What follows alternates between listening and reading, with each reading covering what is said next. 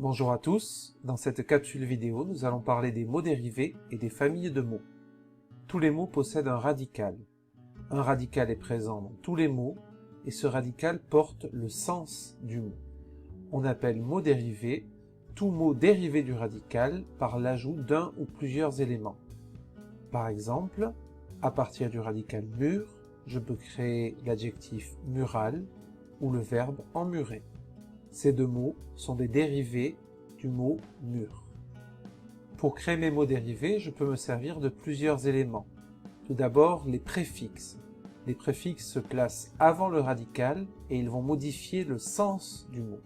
Attention, les préfixes ne sont pas choisis au hasard, ils ont un sens précis qui va influer sur le sens du mot dérivé.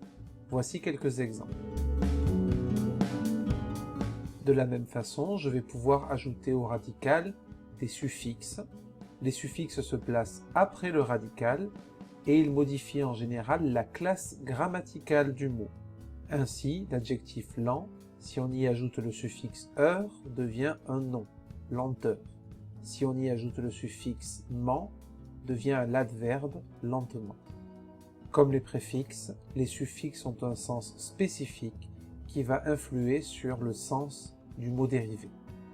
Au sein d'une famille de mots, on peut également trouver ce que l'on appelle des mots composés, c'est-à-dire des mots qui rassemblent deux radicaux différents. Les radicaux peuvent être soudés, juxtaposés ou reliés par un trait d'union, comme dans les exemples que vous voyez en ce moment.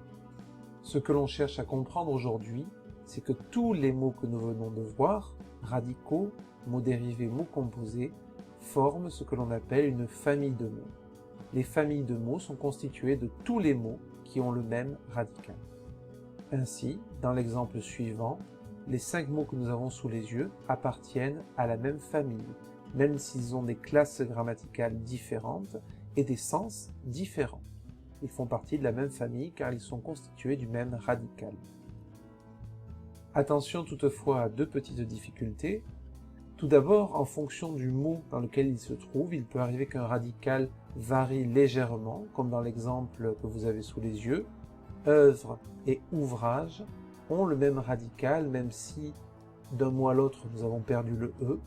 Et deuxième petite difficulté, on considère que des mots qui ont un radical d'origine différente mais ayant le même sens, par exemple le radical latin aqua et le radical grec hydre, qui les deux veulent dire eau, eh bien on considère que ces mots-là appartiennent à la même famille. Ainsi, aquatique appartient à la même famille qu'hydravion, puisque leurs radicales, bien que d'origine différente, ont le même sens.